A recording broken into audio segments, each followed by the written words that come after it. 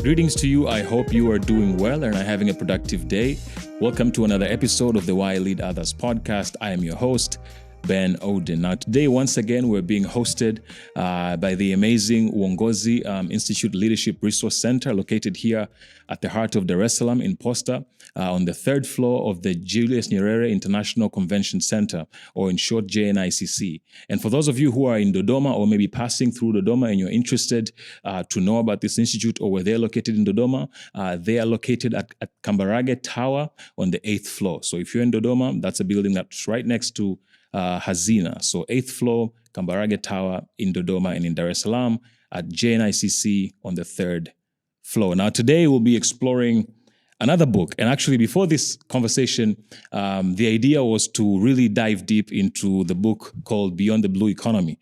But I think some of the conversations that myself and my guest, who I'll introduce in a bit, were having prior to this, realized that this conversation will probably look slightly different, meaning that instead of actually going very deep in one area, we might actually explore many other areas. And for those of you who've been paying attention to this podcast, that's really how the nature of the conversation sometimes go. We have a habit of making sure that we're expansive as we can, because that is the nature of life anyways. Life is very complex. Life has so many other interconnected parts. But the center of our conversation really would be around the area of sustainability and innovation, especially when you are in a situation or a context where resources are either finite or there are so many other forces that could make it very hard for you to succeed. So that will be the backdrop of our conversation. The title of the book that we'll focus on is called Beyond the Blue Economy by Peter Rouge. But again, we'll explore many other ideas along the way. And to have this conversation, I am joined by a guest who, it's interesting that, his other interests beyond what he does, because he is a specialist in supercomputers, which is very, very rare to find. And he has an extensive experience in academia and in leadership as well. And currently he sits as the Director General of the ICT Commission. For those of you who are in Tanzania, you know it's one of the highly esteemed institutions in the country as far as ICT is concerned. And beyond that, in his personal time, he is a lover of history, he is a lover of philosophy, and more importantly, he is a lover of learning. And that's why he is actually a member of the Resource Center, the place that we're filming this conversation. Karibu sana. Thank you very much. And it's so kind of you for that introduction. Now, Dr. Nkundwe Moses Mwasaga. Yes, sir. Do you prefer to be called by your last name or your first name? First name. First name. Because most of the people, they avoid that name. And that's what I want people to know. My first name is my real name. Your first name is your real name. And I was maybe it was a trick for me to actually avoid calling you by your first name, Dr. Nkundwe. Yes. Karibu sana. Thank you. Now, I think to begin with, because you have very, very interesting journey that you've had, is there an event or something that happened in your life that has propelled you to leadership? I think if you talk to many leaders, there's always that one thing, either how they were brought up, or maybe there was a problem somewhere and then they had to step up and act, and then they realized that they had leadership capabilities. And then for some people, it's just a natural progression. There isn't one event that happened. It's just how life happened, and they found themselves in a position of leadership. Now, I personally believe that everyone is a leader, because leadership really is all about influencing someone else. So everyone in our daily lives, we're to some capacity influencing people. But I'm talking more specifically about positional leadership, where people say that we trust you and we will give you the responsibility of leading this institution or leading this group of people to a certain future. So is there any event or something that happened in your life that really put you on this path of leadership? To say the truth, there are a couple of things which, if I can remember, happened in my life that I think they were preparing me somehow to be leader in this humble position that I have now. Of course, I remember when I was a kid, we used to, attend Sunday schools, and in those times, I used also to be leading people in a simple way. But the time that truly I I had something that I can openly call like it was apprenticeship of leadership. Is when I finished Form 4. I'm very grateful to late Dr. Legnan Mengi, because when I finished in Form 4, I remember I did get the I can say the internship job or something like that in ITV at that time. And he was brave enough and trust me to be a coordinator of the first World Cup, which was shown in Tanzania. So I was just 17 years old, and that job gave me access to all ambassadors at that time of all countries which were playing in the World Cup. You have to remember at that time there was no internet. So all information that had to get so that the announcers will be reviewing the match so well, I had to move around all the embassies and speak with ambassadors. Wow. So at the age of 17. That thing I'll never forget in my life, because it built me confidence in working with different kind of people. And I think after that, the rest is just a history. Wow. Yeah. Now, you work in ICT, which is, information and communications technology. Right. But I'm very interested to know, I guess, the backstory as to why you were interested in the blue economy specifically. Because technology is closely tied to it, or technology can be the bedrock of it, really. That's right. But why the blue economy? Well, I've started to hear about blue economy for quite some time. But, there's a certain event that we are organizing this year, especially this month, at the end of this month. It's a conference about ICT in Tanzania, where all experts of ICT will be attending. So the theme of that conference is leveraging digital transformation in the blue economy for socio-economic development. So we are looking at the way on how digital transformation, which are happening inside of a blue economy, can be harnessed so that people can bring development to people and the economy of our country. Now, after that, as a Director General, I found that it's better for me to read more about the blue economy. So when George, in our group at one time, he just announced that there's a new books which have arrived here, and there's one which is Go Beyond the Blue Economy. I found that this is the right thing for me to read about. Now, reading this book, I discovered a lot of things about blue economy and why Peter Roge had decided to call Beyond Blue Economy, because what he was looking there is not to look only in the traditional sectors of blue economy, like the fisheries and tourism. He was saying that there's one asset normally in small island development states that most of the researchers, they don't look at, and which, if it's going to be harnessed properly, it can bring that sustainable development, and that is human resource people. And because of that, he have built a very strong case of this book to deal with creative industry. And the creative industry, the major input of it is imagination. And imagination comes from human being. So what he have explained is to harness the imagination of the people, the ones that are living in a small island development states, and using technology and orchestrating the whole ecosystem to ensure that development that will be there. And this book basically is a very good book that have a strong message and very relevant, that can be applied, I believe, not only in small island, because I'm a strong believer of development that they can be brought by cities.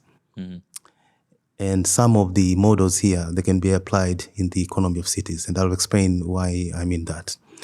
When it comes to ICT, not only in Tanzania, in different places, you find that they'll say, for example, a certain country is well developed in ICT. But if you go deeper into it, you'll find that perhaps there's one city which drives all the development in ICT.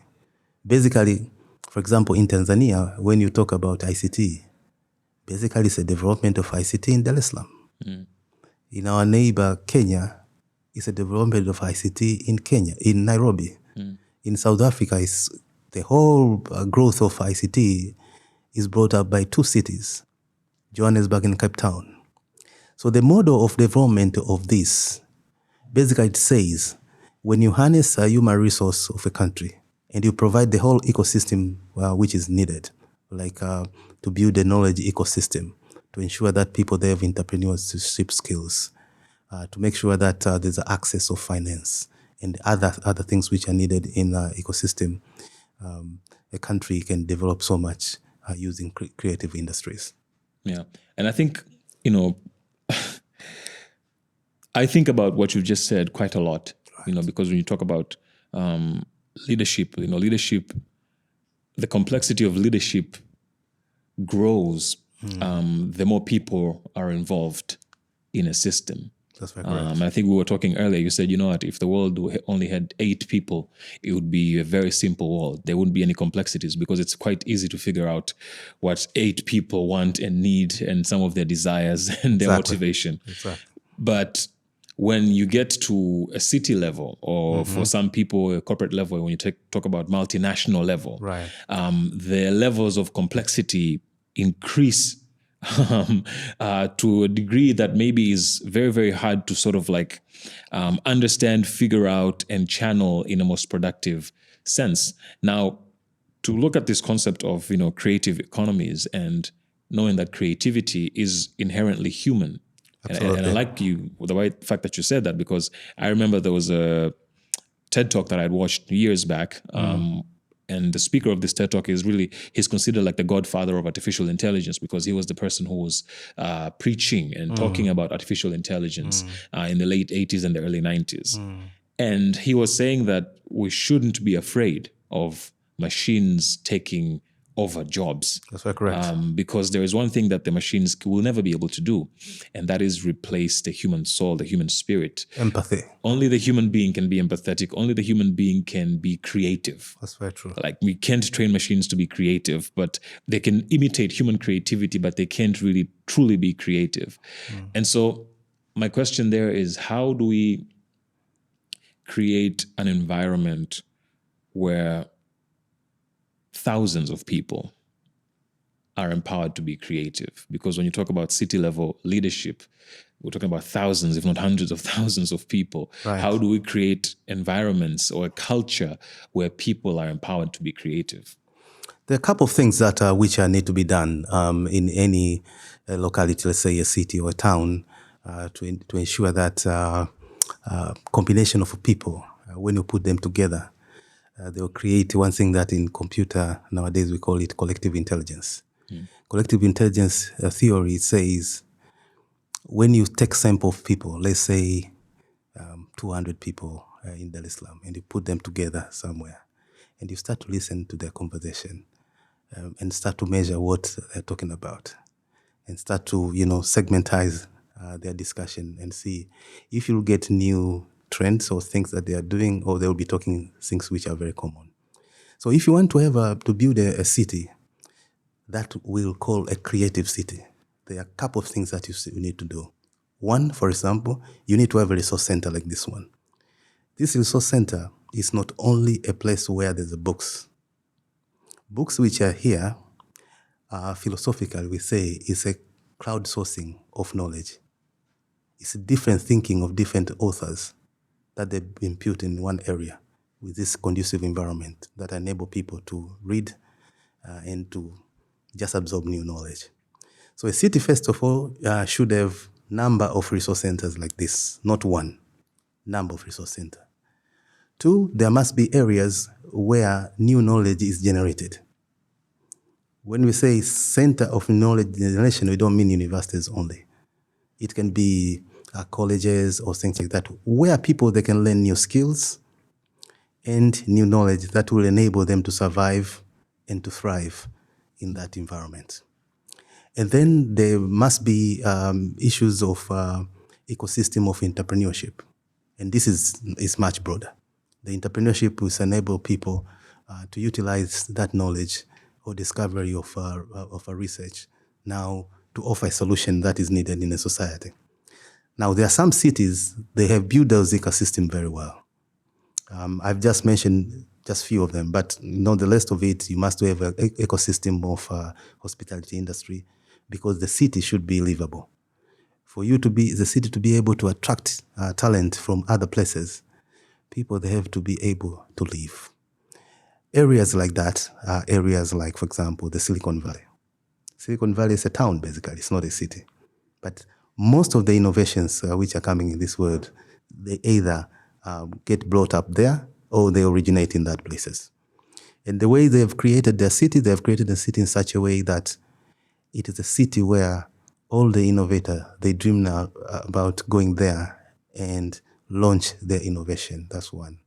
In another place is they've built links to knowledge centers in such a way that all knowledges that are coming from universities, they can be scaled up to startups and conquer the world. So that's exactly how it's supposed to be done. And I've seen most of that traits in Dar es Salaam. We have not reached there in the level of Silicon Valley, but Dar es Salaam has a number of universities. Dar es Salaam is where most of the startups are. That's where banks are. That's where you can get a lot of people who are much talented. There is a bigger population of people in this country. You know, our cities, from the statistics that I had, I've not get the new statistics, it's almost 6 million people living here. 6 million people is like almost 3 times the population of Botswana. And Dar es Salaam is just a small area of 1,570 square kilometers. It is not, you cannot go 100 kilometer and 100 kilometer here to get out of Dar es Salaam. So it's a small city with a big population with a lot of innovation which are done. So if we are going to make sure that we strengthen our ecosystem, then we are going to have one ecosystem that is going to be very powerful in Africa. I think as you were speaking, I was listening, I thought of the 80-20 rule, right? That's correct. Where 80% of your results are sometimes a result really of 20% of your efforts. Absolutely. And as you this example of cities, right, where you think of Kenya and the tech space, you think of Nairobi, or even in the US, for example, it's California as a state is responsible for a lot of the innovation in America, where although there are other hubs within the US, when you think even, for example, the financial centers, right, when you think of Wall Street, that's New York, and the entire really economic or center really of the economy and trading and stock, and it's that one place. And that's a beautiful of this book, because there's a chapter which is titled How to Create a Cluster. Because those things that you have mentioned are called clusters. There's a clusters for financial industry, clusters for innovation in technology, and clusters of sports and everything. So there's a way on how to create a cluster, and cluster grows when the whole ecosystems are available. And so how do you bring, because I think ecosystem, again, when you say ecosystem, complexities are inevitable. They are going to be a part of it. And so how do you get buy-in from different players within an ecosystem? Because that's another challenge, right? That's like you're saying, for one industry to thrive, another industry has to thrive. How do you create a vision that brings together different players where everyone is working towards this one larger vision, but at the same time, my success empowers you to succeed and your success empowers me to succeed? That's a very interesting question. There's one theory of development from a Japanese scholar that I happen to, really admire, because there are a couple of theories about that.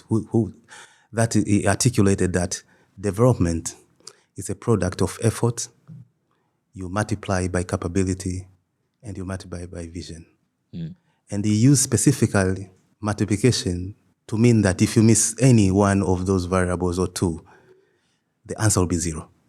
You need to have efforts, you need to have capability, and you need to have vision.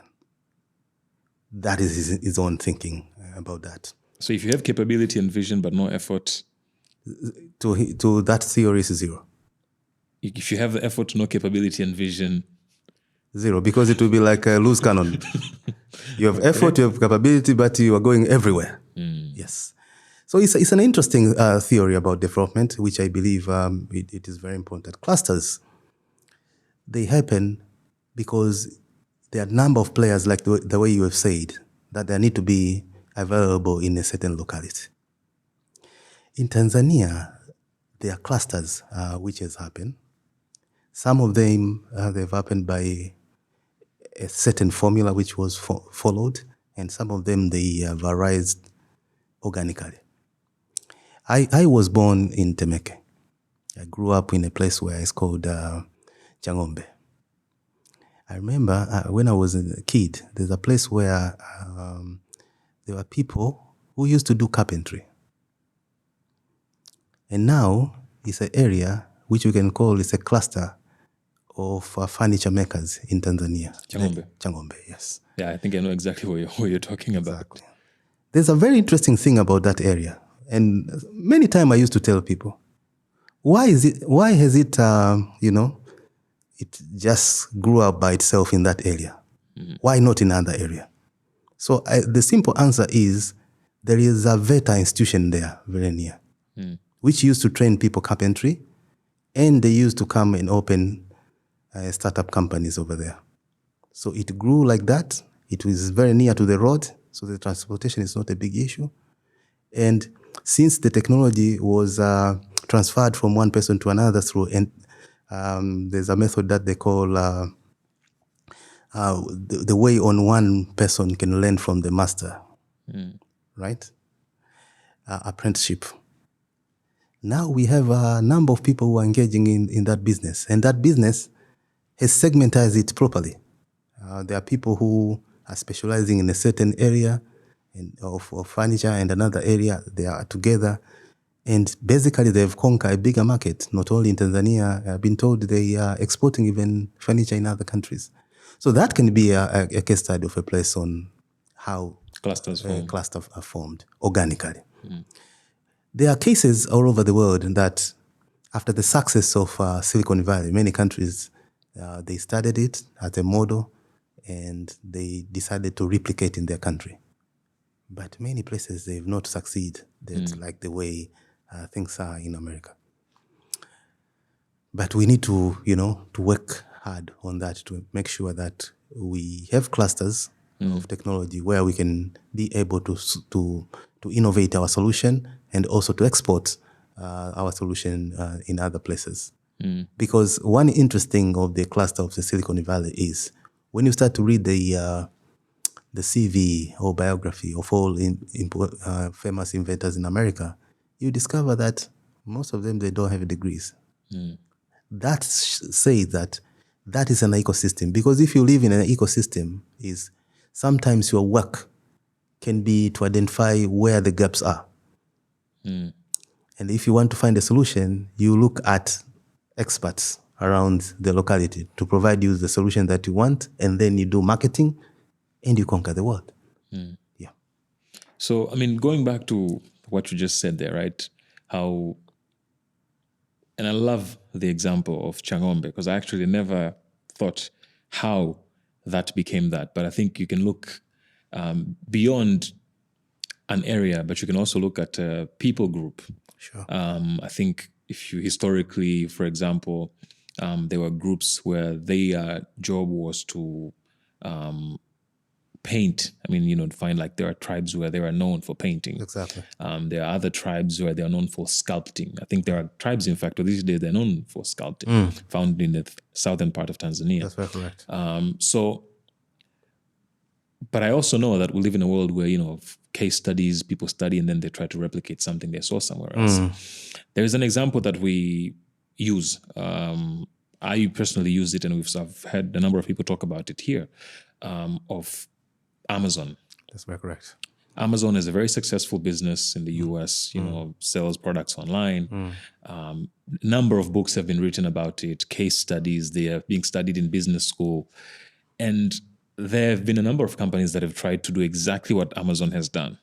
And, some of it worked, some it didn't work. And an example of an attempt that didn't work was Jumia. Sure.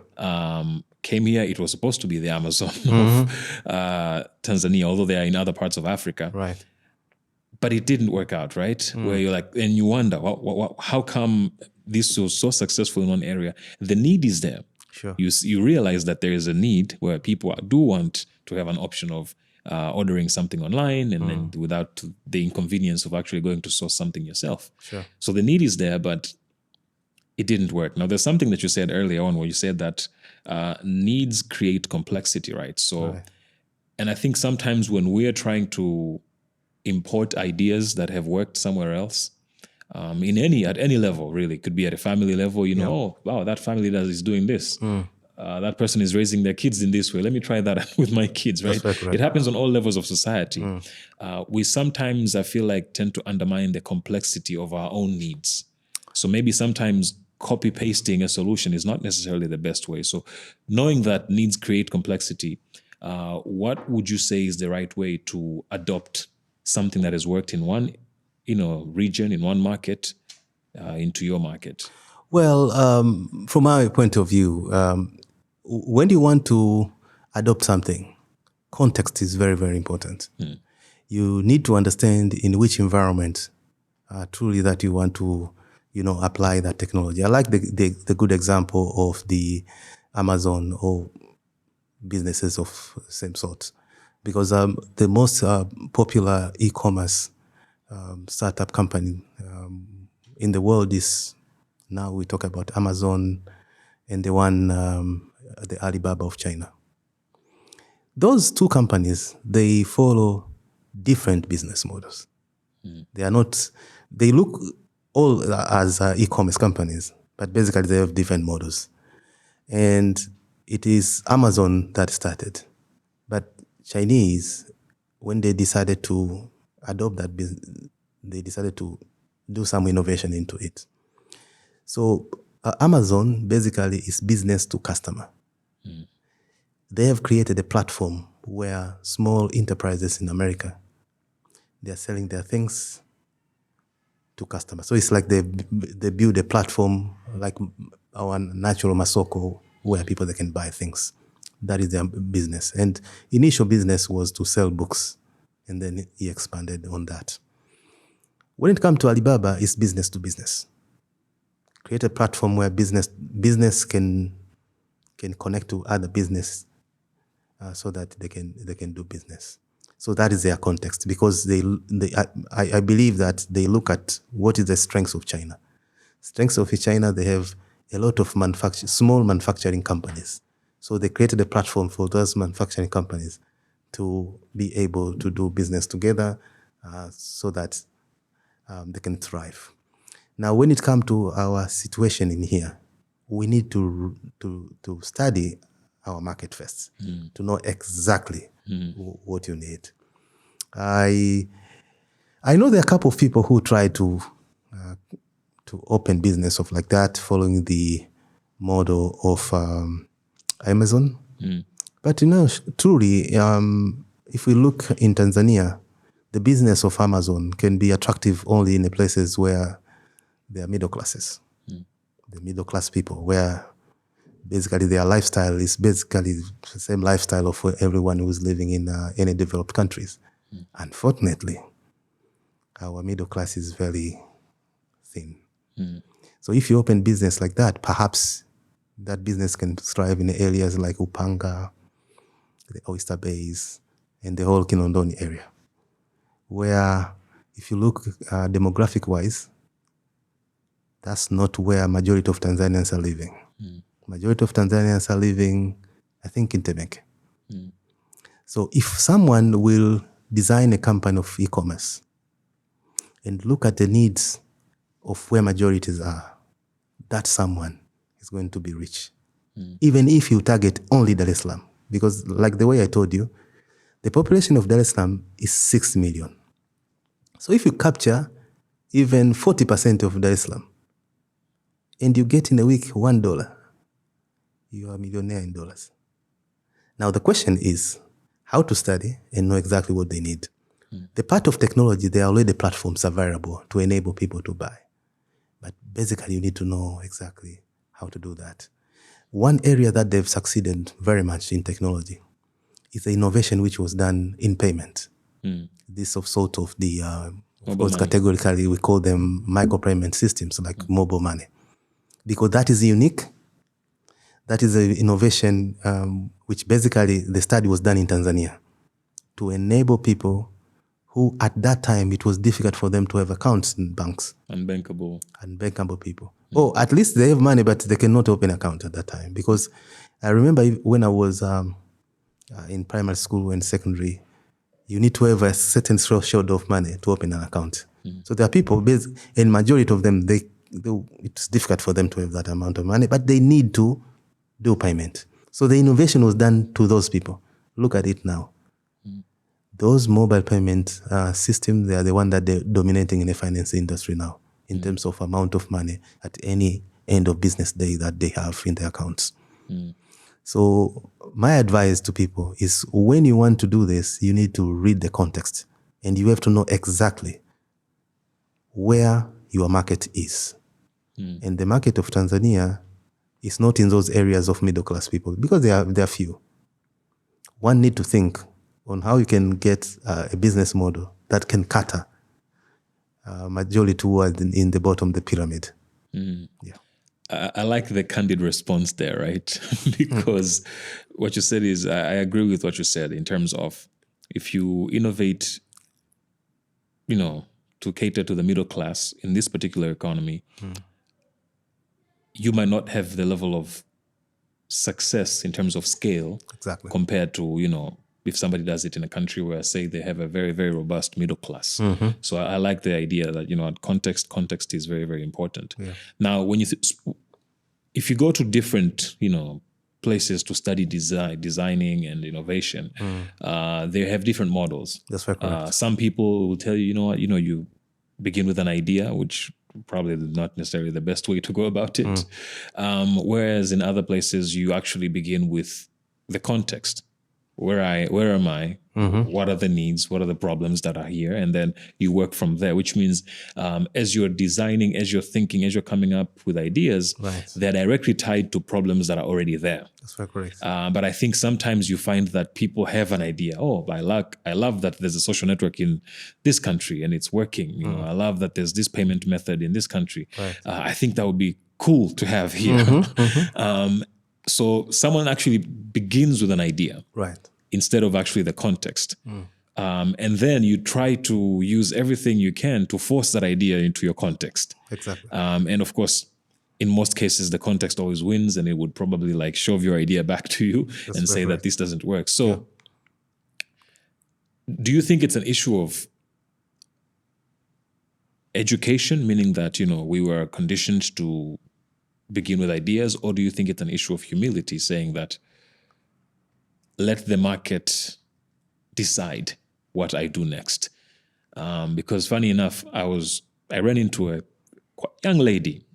She finished school, she started working, didn't really like the rules around working. So she quit her job and she started her business. And so she was telling me, I have a bakery, I sell bread. And as I was opening my mouth to ask her the next question, she said, no.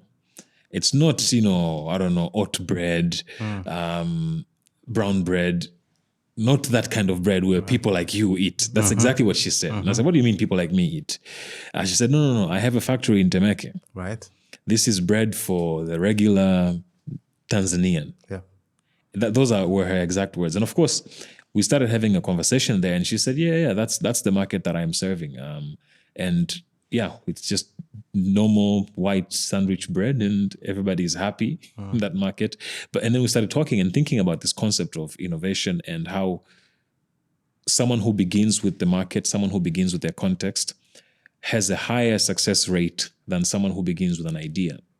True. Although there are a few cases of people who begin with idea, the Steve Jobs of the world, who, Steve is famously known for saying that if I think Ford asked people what they wanted, they would have said they want a faster horse.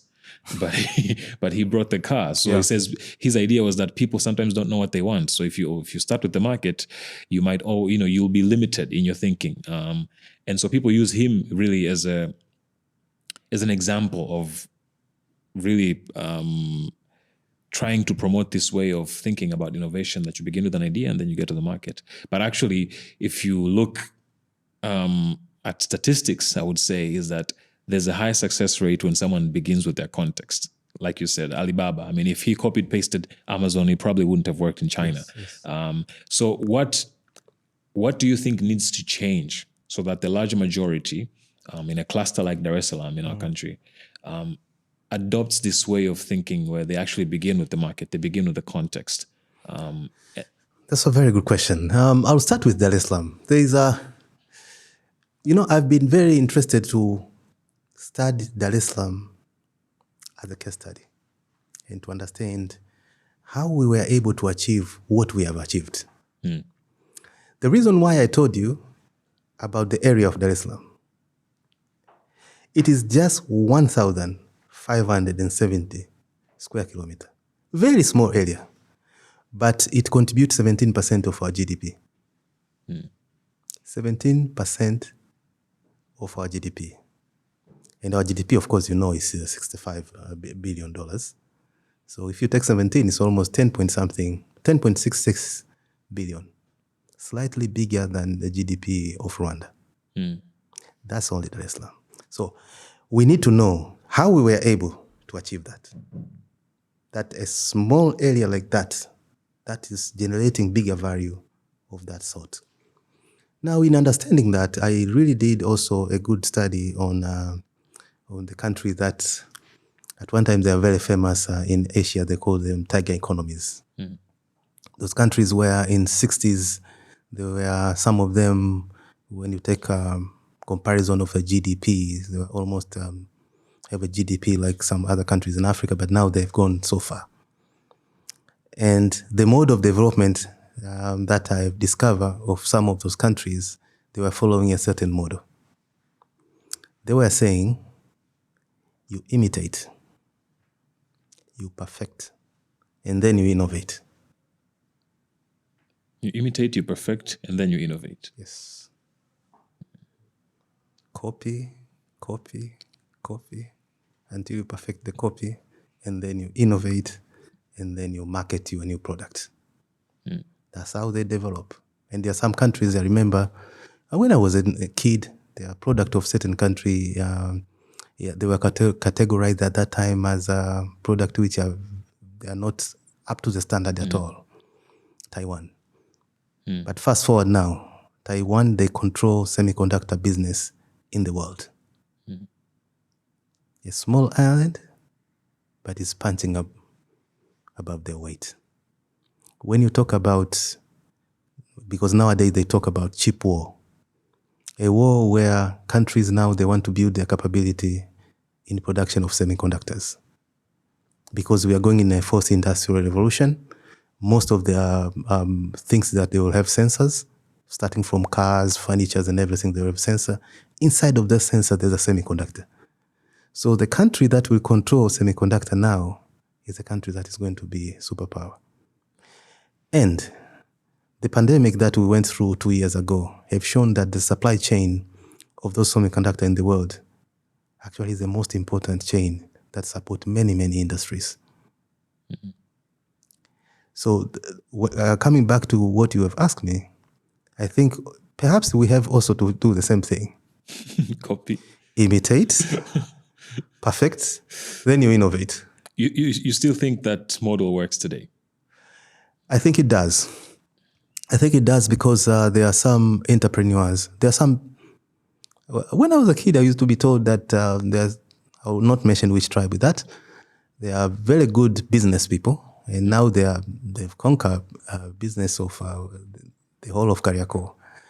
I remember my parents used to say, those when they used to come to a place, they will not open something which is new. They will copy what someone is doing, and they will look at how you do your business. They will perfect the thing. They will look at your weakness, and then they'll conquer the business. So as a country, perhaps, I'm using the word perhaps, I'm not saying that exactly that's what we do. Perhaps in certain things we need to do that. We imitate what other people are doing, we perfect, and then we innovate, and then we market. I think a month ago, I met with this gentleman from Finland.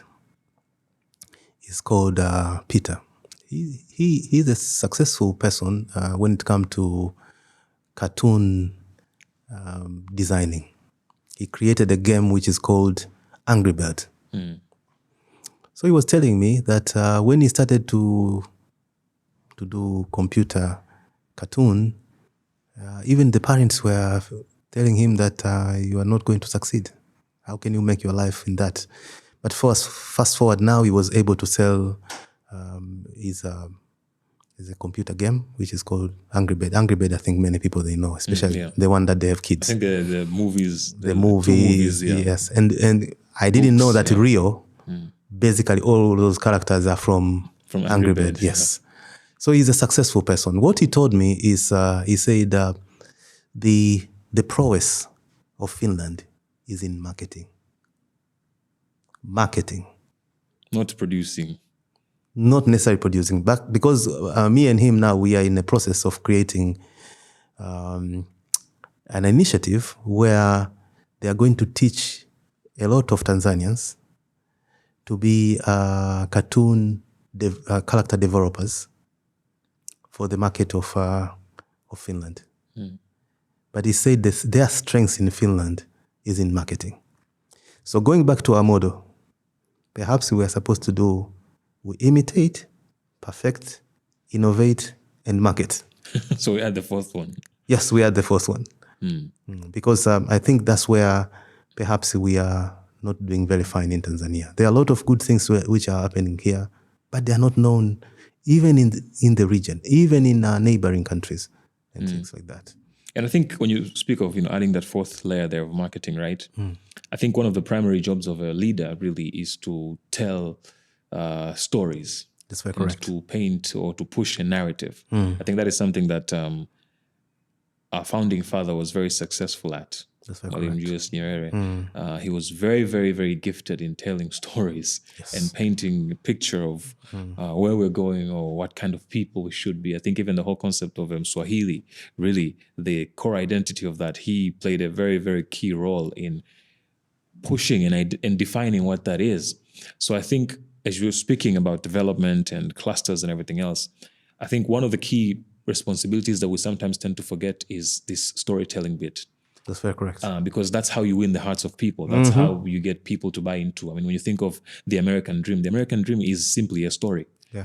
There is nothing, it's just a story that has been told over and over and over and over again, that it has become part of like the ethos of a nation where people believe that if I am in this place, then my chances of succeeding are, quite high. That's very correct. So I think storytelling is definitely another part, so I like that bit about marketing where I think fundamentally as leaders, we always have to be aware that we have to push a narrative because that's how you get buy-in from people. That's how you get people to commit and imagine and be creative in an ecosystem.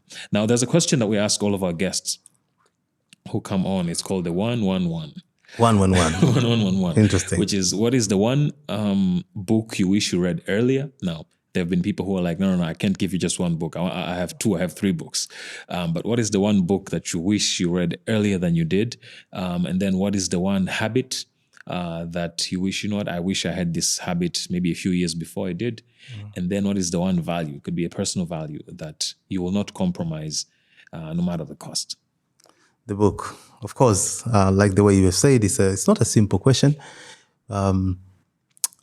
Like I think I told you before, I like to read and I have a big collection of the books in my library.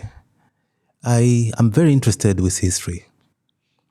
And one of the history which fascinates me is the struggle of South Africa. And I will explain to you the philosophical foundation of that, of belief that I have. So it's a difficult question because there are two books which I think anyone who wants to understand that struggle very well is supposed to read. But one particular one is Walter and Albertina Sisulu biography. That's a book that I think I would have, I read it, but I would have been more happy if I read it. Maybe when I was first year in university or things like that.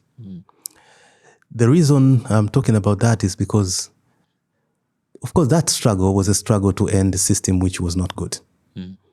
But I believe behind or underneath that struggle, it showed that when people unite to solve a common challenge, and all of them, they focus in that problem, they can achieve a lot. And I think we need to apply the same method to liberate ourselves in technology. I believe we as Africans, the new frontier is to conquer technology so that we can create solutions for ourselves. And I think the same method should be used at that struggle of South Africa, how it was conducted. Because if you read it very well, you find that the whole world converged to make sure that they end up ending that system, which was not a good system at that time. So that is that is the book. Yeah, that is a book. But of course, like the way I told you before, there are basically two books, if anyone will ask me. All right. But one is that one, Walter and Albertina Sisulu biography.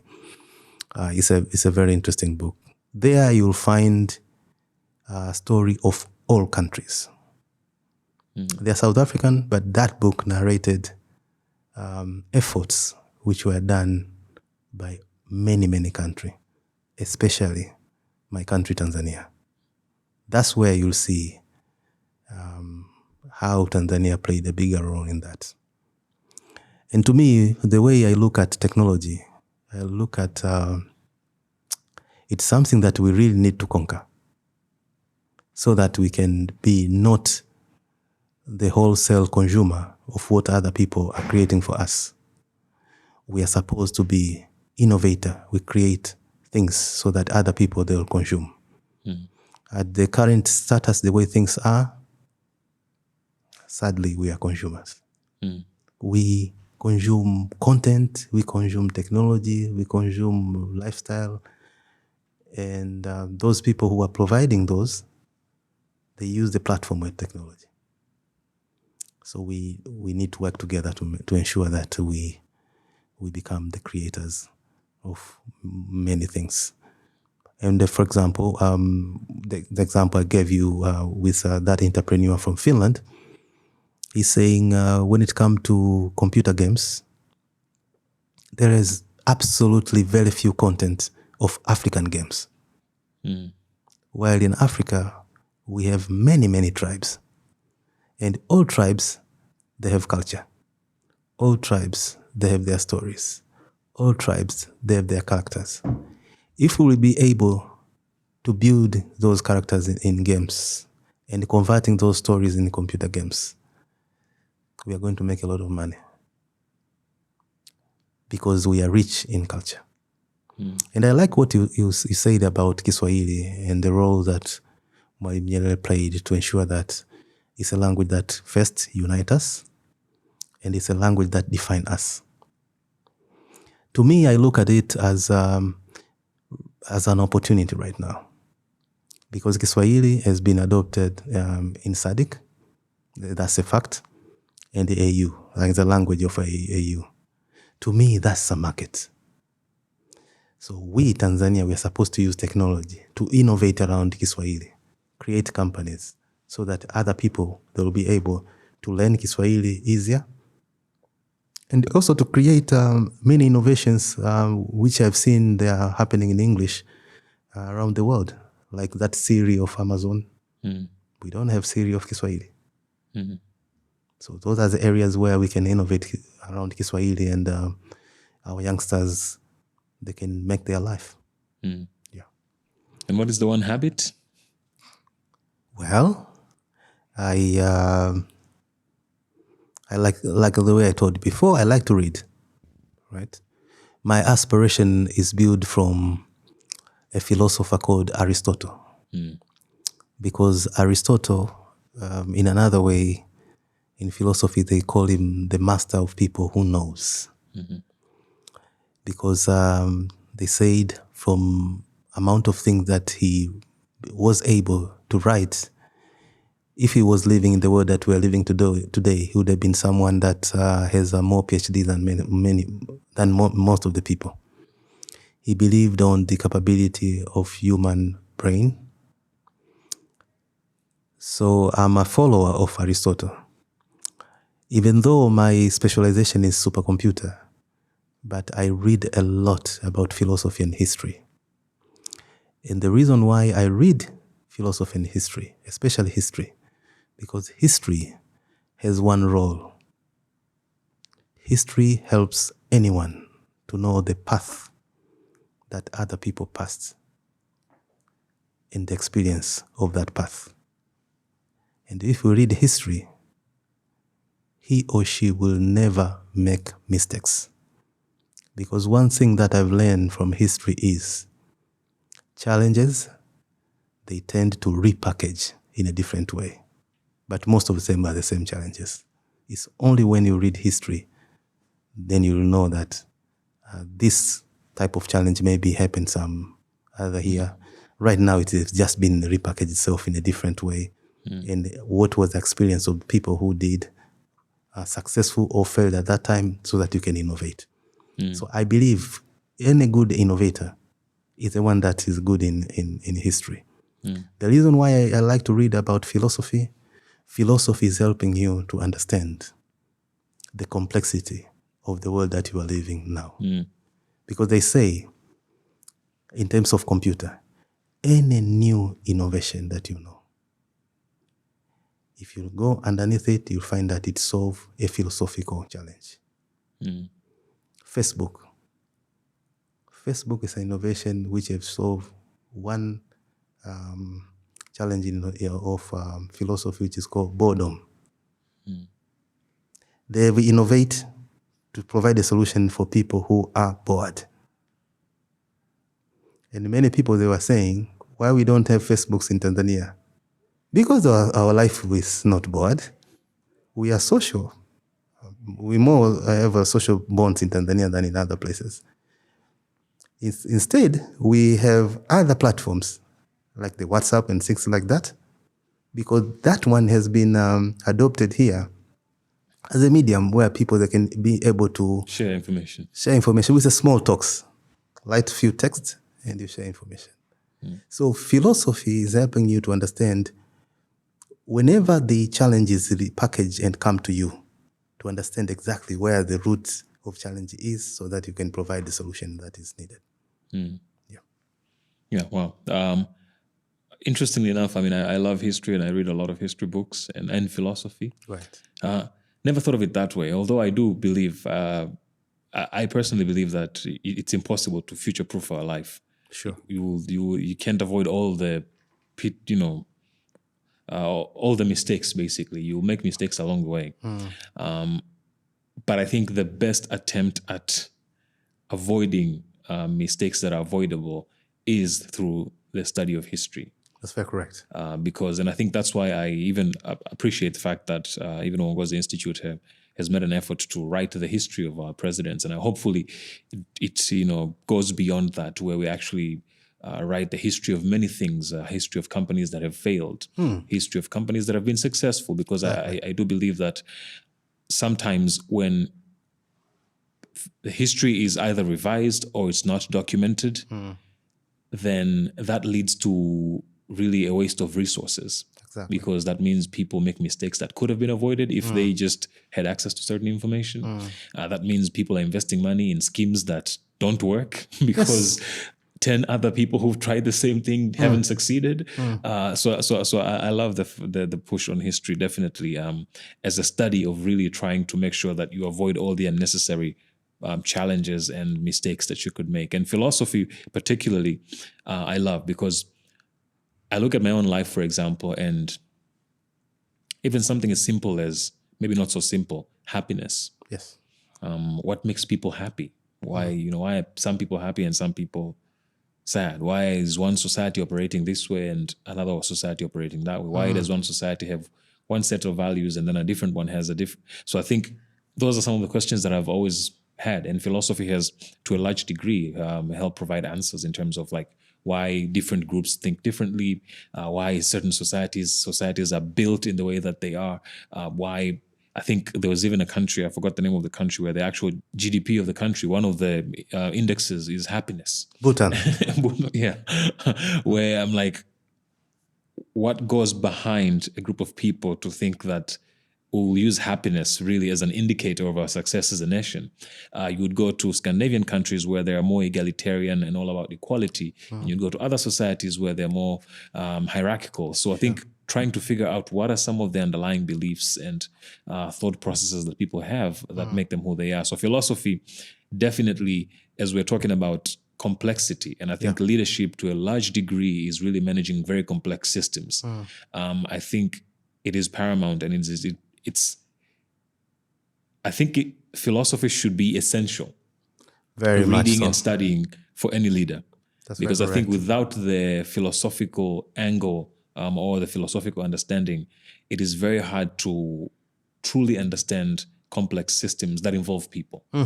I think the systems that involve other things, and maybe, but when it comes to people, philosophy is very, very critical in trying to figure out what are some of the underlying, what's the subtext.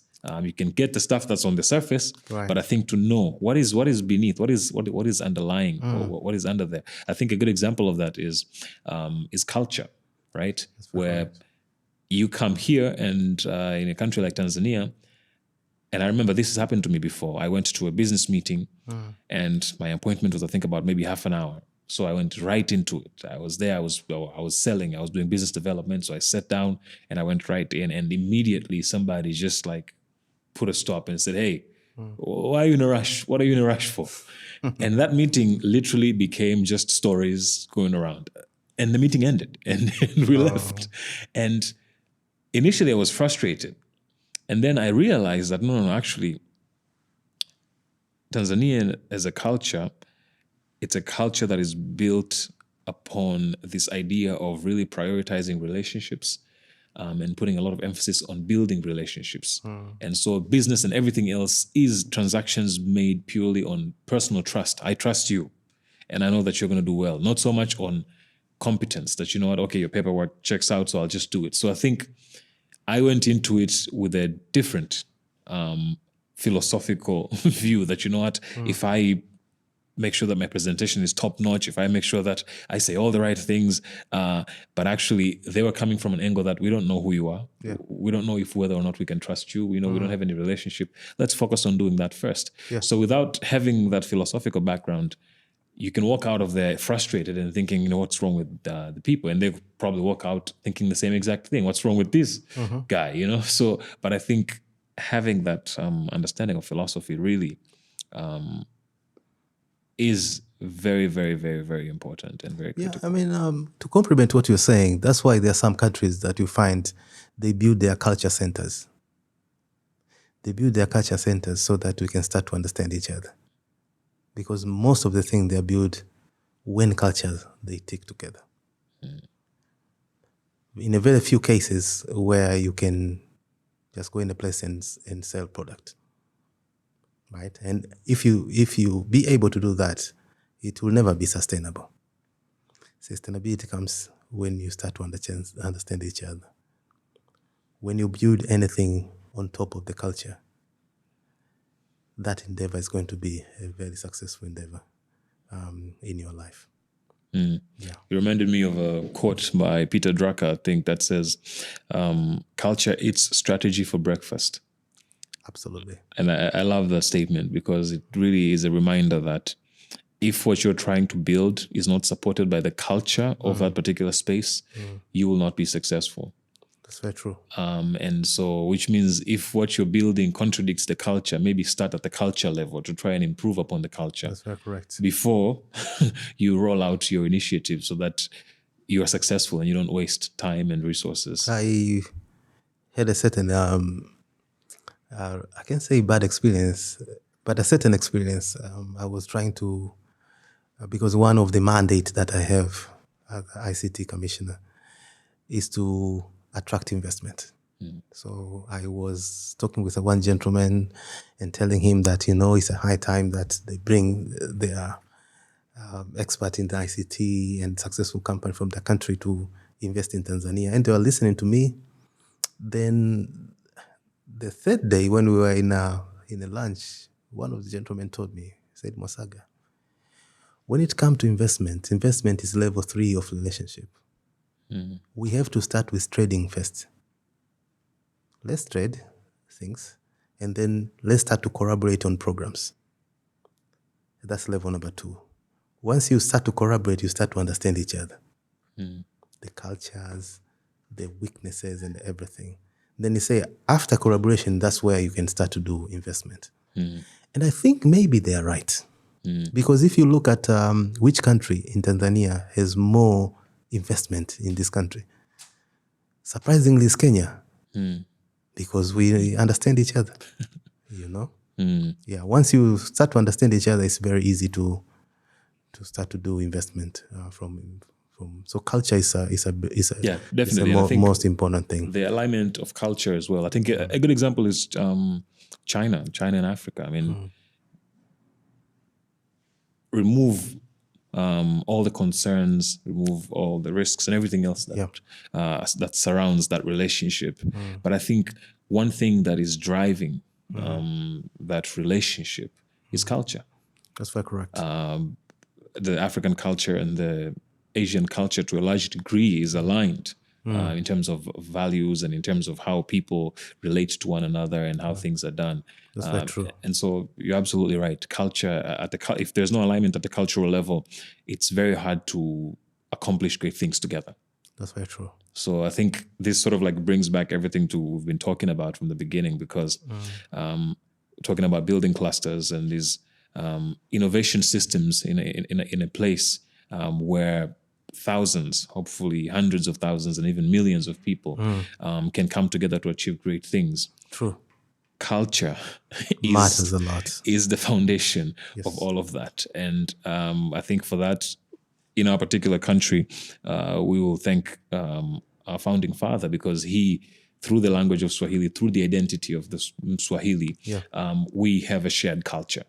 That's very true. And that is something that we can all tap into. But at the same time, I think for organizational leaders, it is really a leader's duty to make sure that they build a culture that is shared by everyone within the organization, so that when you're building anything, or when you're trying to innovate, when you're trying to scale, when you're trying to push ideas, the infrastructure, the cultural infrastructure is already there to support and facilitate that. But I think when that is lacking,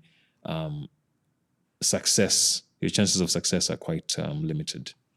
I totally agree with you. I mean, those are things that we need to learn. And the only way you can know about other people's culture, whether a couple of ways, maybe you travel, but the easiest way is to read.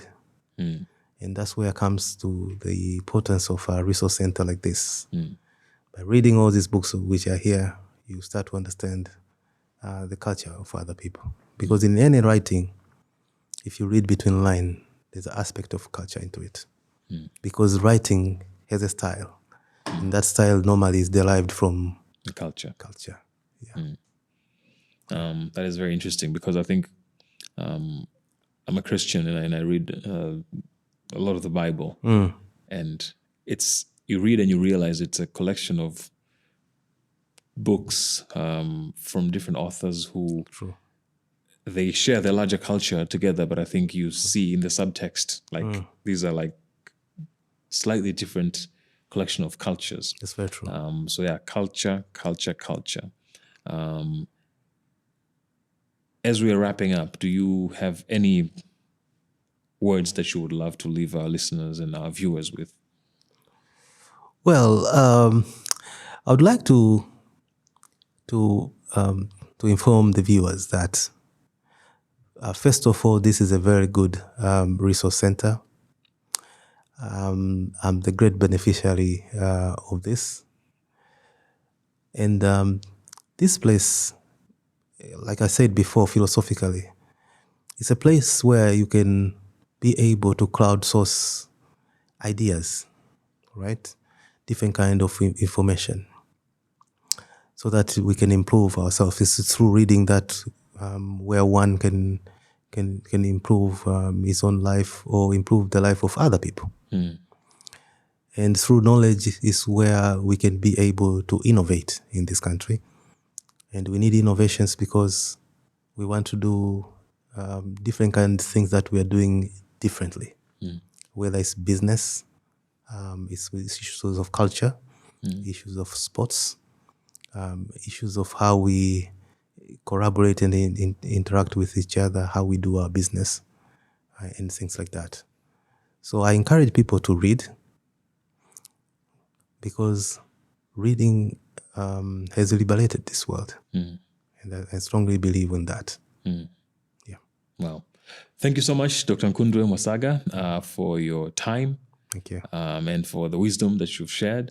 Thank you. I know our viewers and our listeners have found a lot of what you've said quite useful. I think there are times there was trying to process some of the things that you were saying. But I know that this conversation has been meaningful and to me personally and quite insightful. And I know it was the same for listeners and viewers. And to our viewers and listeners, this has been the Why Lead Others podcast, broadcasted for those of you who are watching here at the Uongozi Leadership Institute Resource Center, located here in Dar es Salaam at the GNICC 3rd floor. And for those who are in Dodoma, that's the 8th floor of Kambarage Towers. Thank you so much, and you have a productive day.